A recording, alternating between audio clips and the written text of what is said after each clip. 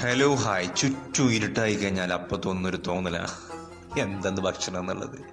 നേരെ ചെന്ന് നോക്കി നോക്കുമ്പോൾ ഇന്ന് ബിരിയാണിയാന്ന് മനസ്സിലായി. ബിരിയാണി അടിച്ചെങ്കിൽ ഉറപ്പിച്ച് മക്കളെ, അത് ബഷീർ ഖാൻ്റെ മണവാട്ടി ബിരിയാണി. അല്ല മോനെ, എന്താ ഈ മണവാട്ടി ബിരിയാണി എന്ന് ചോദിച്ചു കഴിഞ്ഞാൽ, മണവാട്ടി മണവാളൻ്റെ വീട്ടിലേക്ക് വന്നു കഴിഞ്ഞാൽ ആദ്യമായിട്ട് ഉണ്ടാക്കി കൊടുക്കുന്ന ഒരു ബിരിയാണിയാണ് മണവാട്ടി ബിരിയാണി എന്ന് പറയുന്നത്. അത്രേ ഉള്ളൂ.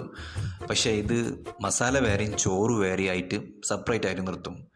എന്നിട്ട് അത് രണ്ടും കൂട്ടി യോജിപ്പിച്ച് മറ്റുള്ളവർ കഴിക്കുമ്പോൾ അതിനെയാണ് മണവാട്ടി ബിരിയാണി എന്ന് പറഞ്ഞ ഒരു ത്രെഡ് ഉപയോഗിക്കുന്നത്. ഞങ്ങൾ എടപ്പാക്കാർക്ക് ഇതൊരു പതിവാണ്. നിങ്ങളോടൊക്കെ ഇങ്ങനെയൊക്കെ ഉണ്ടോ? ഈ ബിരിയാണി മണവാളൻ ഉണ്ടാക്കുകയാണെങ്കിൽ മണവാട്ടി മാറ്റി മണവാളൻ ബിരിയാണി എന്നൊക്കെ. ഈ അടിപൊളി ചൂട് ചോറിക്ക് തേങ്ങാ ചമ്മന്തിയും അതുപോലെ തന്നെ ചിക്കൻ്റെ മസാലയും ഈ ചിക്കനും കൂടിയിട്ട് യോജിപ്പിച്ച് കഴിച്ചപ്പോൾ അടിപൊളിയായിരുന്നു കേട്ടോ. പിന്നെ ആകെ ഉണ്ടായിരുന്നൊരു കുറവ് എന്ന് പറഞ്ഞത് മണവാട്ടി മാത്രം ഉണ്ടായില്ല എന്നുള്ളതാണ്. ഞങ്ങളെല്ലാ മണവാളന്മാരും കൂടിയിട്ട് ഈ പരിപാടി അങ്ങ് സെലിബ്രേറ്റ് ചെയ്തു. പിന്നെ ചെങ്ങായിമാരെ, നമുക്ക് ഇനിയും വീഡിയോസൊക്കെ നുറുങ്ങ് വീഡിയോകളായിട്ട് ഇടാൻ താല്പര്യമുണ്ട്. നിങ്ങൾക്ക് എൻ്റെ വീഡിയോ ഇഷ്ടപ്പെടുകയാണെങ്കിൽ തീർച്ചയായിട്ടും നിങ്ങൾ എന്ത് ചെയ്യണം? സബ്സ്ക്രൈബ് ചെയ്യണം, ഷെയർ ചെയ്യണം, കമൻറ്റ് ചെയ്യണം. ഓക്കെ.